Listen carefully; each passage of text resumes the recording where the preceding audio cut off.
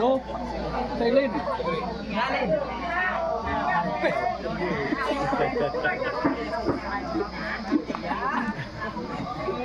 เซนติ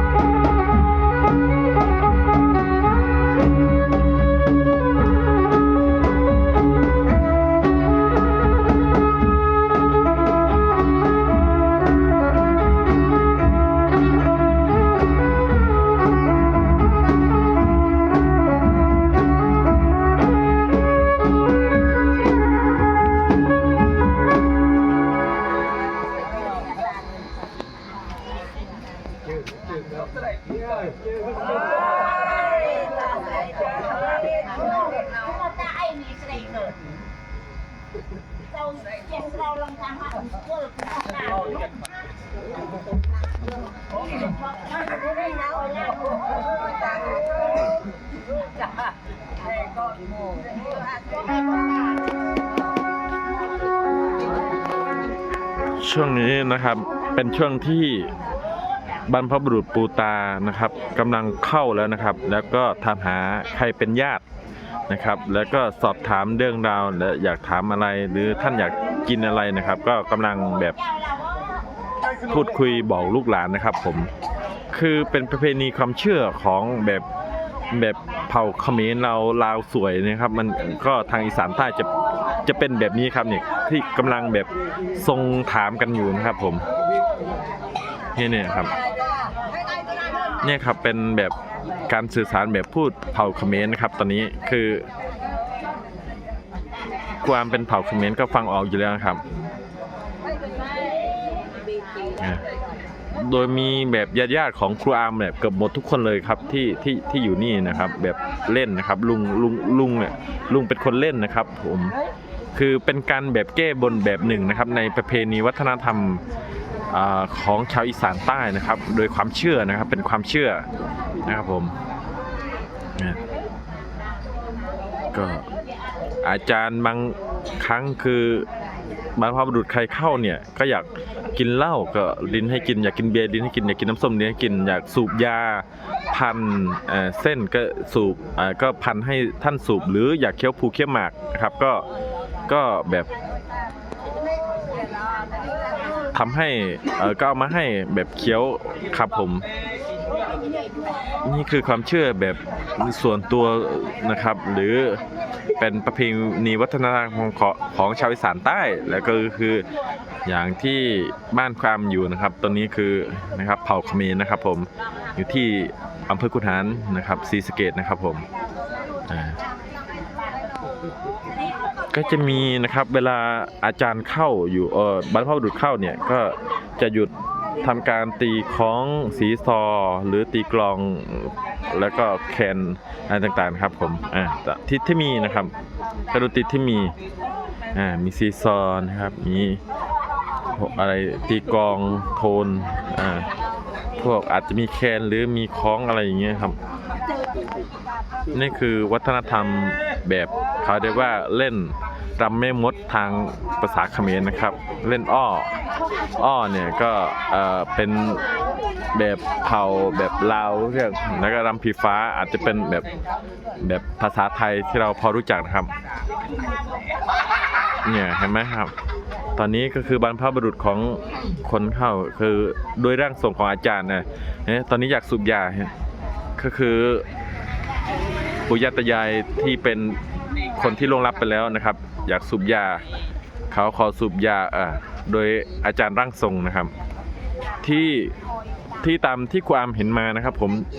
ที่ตามเห็นมาแล้วก็มาอธิบายให้พี่ๆน้องๆฟังผิดถูกมากน้อยประการใดก็โปรดใช้วิจารณญาณในการแบบรับชมนะครับผมเนี่ยก็คือท่านเป็นร่างทรงคือบรรพบุรุษมาเข้าอยากสูบยาก็พันยาให้ท่านสูบนะครับผม แล้วก็สอบถามเรื่องราวบอกกล่าว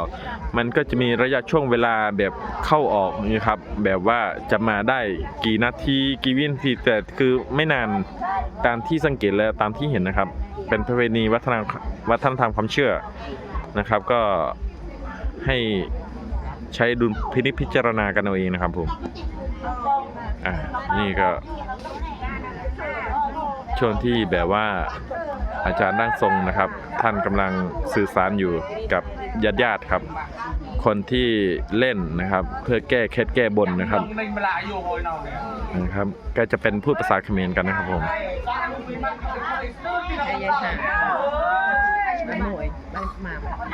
ครับโดยพี่น้องมาดูก็ถือว่าเป็นพี่ๆน้องๆปู่ย่าตายายผู้เฒ่าผู้แก่กันเองอันนี้เราเล่นตามแก้เคล็ดความเชื่อนะครับที่บนบานไว้นะครับการเล่นอ้อรำผีฟ้าหรือรำแม่มดนะครับภาษาเขมร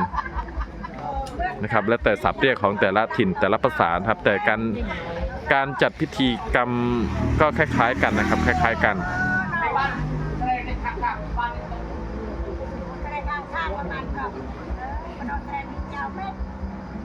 ครับก็จะมีผู้หลักผู้ใหญ่ช่วยตอบคำถามช่วยสื่อสารกันนะครับกับอาจารย์ร่างทรงก็ให้ใช้วิจารณญาณจริงๆครับเชื่อไม่เชื่อยังไงก็ค่อยว่ากันนะครับตอนนี้เป็นรอบใหม่แล้วครับหมายถึงว่าบรรพบุรุษของคนก่อนนี้ไปแล้วพอเริ่มดนตรีเขาจะดูจังหวะเองนะครับว่าเขาจะต้องเล่นต้องขึ้นแล้วก็จะรำใหม่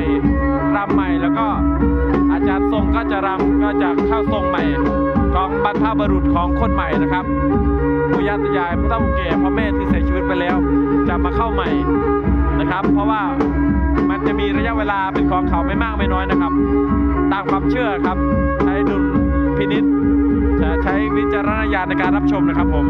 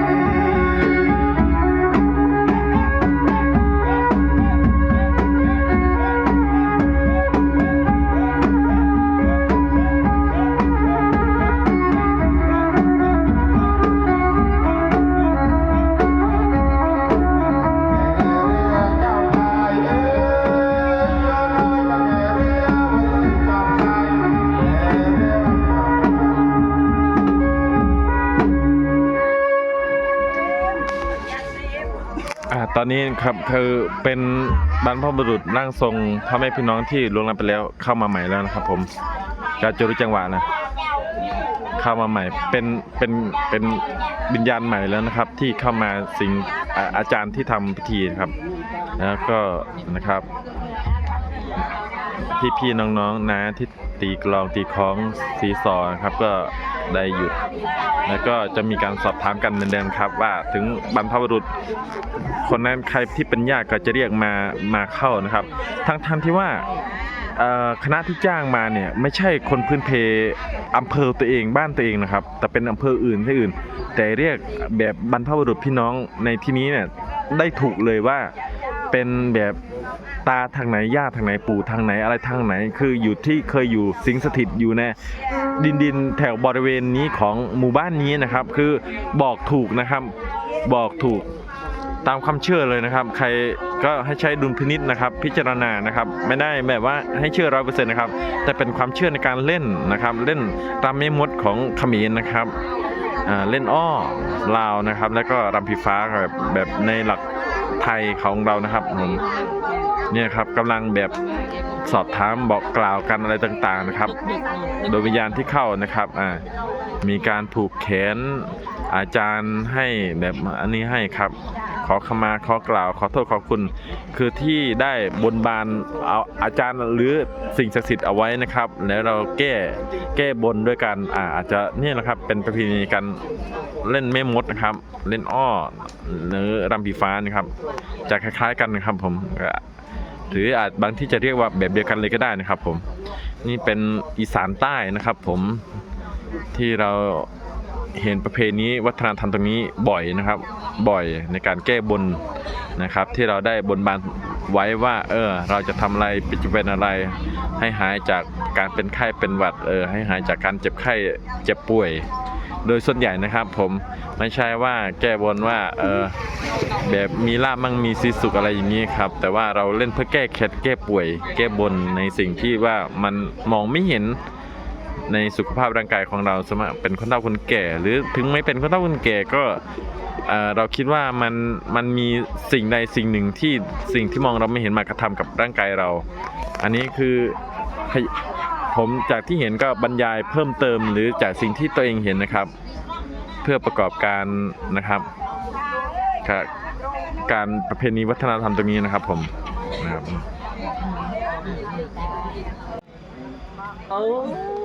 ก็เป็นเด็กใหม่หนูก็ไม่เคยรู้เลยเนาะเป็นแรงกาวเบิ่งเลิกเบิ่งลางก็ไม่ทันเป็นสัตว์อัตราเต็มเนี่ยการมือแทกเรื่องบ้านเลยปึ๊บสบายจังบ้านนู้นกับบ้านยักษ์ไอ้ที่เจ้าบ้านไอ้ที่มันซอยอันโนเต้ตัดจิงปี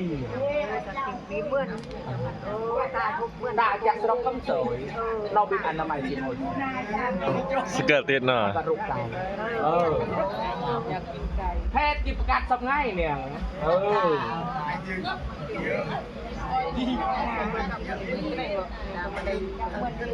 อยู่ไอ้เจ้าเมื่อนเก่าสัตว์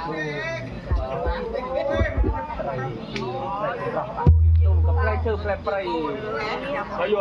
แสกมอแพ็คปั่นแพ็คต่ำเราเปลี่ยนทักเลยเนี่ยเ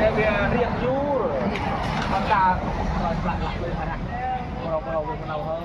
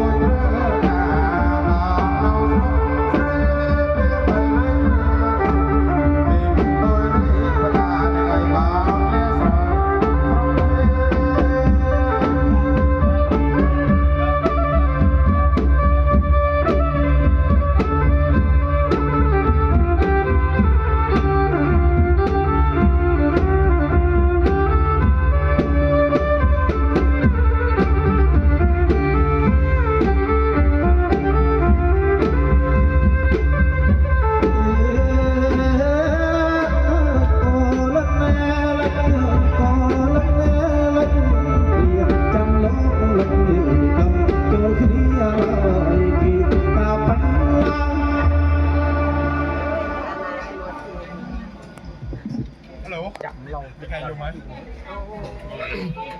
ที่ใหญ่ thì về nó trên bàn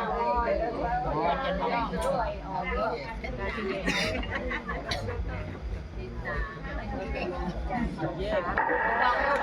ที่ใหญ่คลองเนี่ย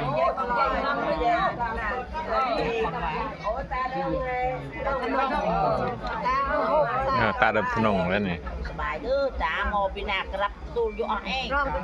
chào màu hai cái đâu này. thôi เนี่ยรอง เนี่ยรอง คือเต้าบนขโมย ตะบนขโมยหนู miền rò chọn đây nó คือชายยนต์เก่งแซ่บคนคอยสึงจังโอ้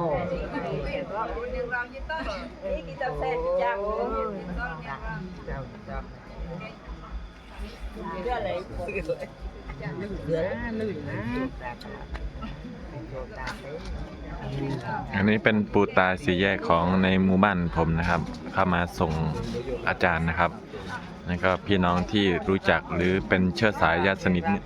นะครับ เชื้อสายลูกหลานนะครับ ก็ได้มาผูกแขนผูกได้สายสิญจน์ให้ท่านอาจารย์นะครับผม คือตรงนี้ผมบอกเสมอว่าใช้ดุลพินิจพิจารณานะครับท่านอยากกินอะไรอยากสูบยาอยากกินหมากกินคูยังไงก็คือท่านก็นะครับท่านก็จะบอกนะครับญาติพี่ญาติน้อง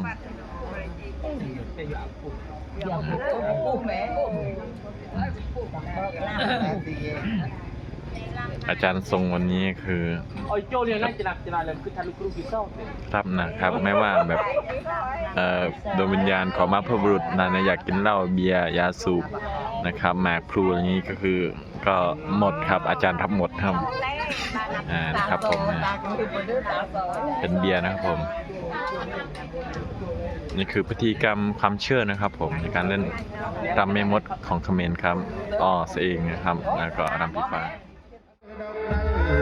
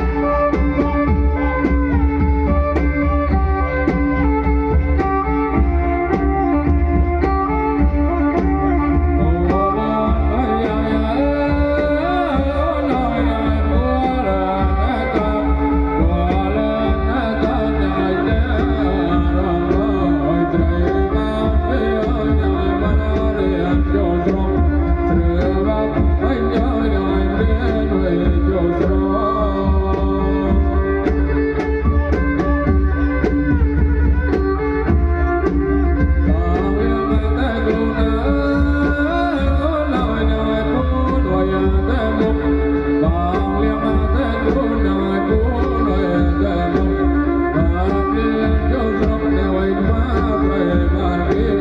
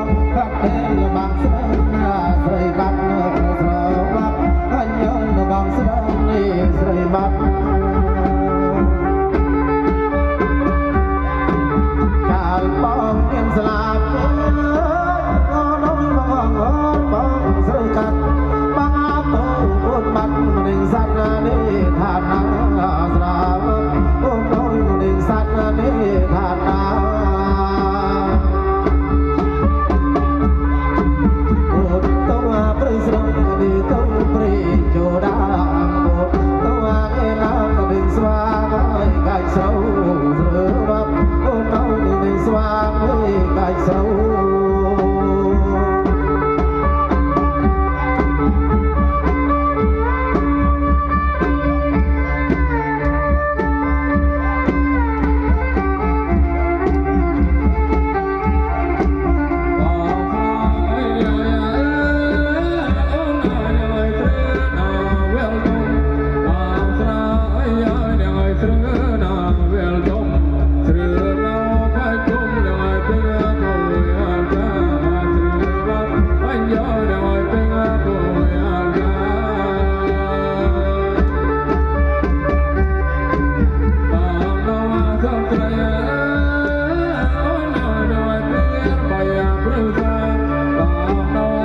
kênh Ghiền Mì Gõ để không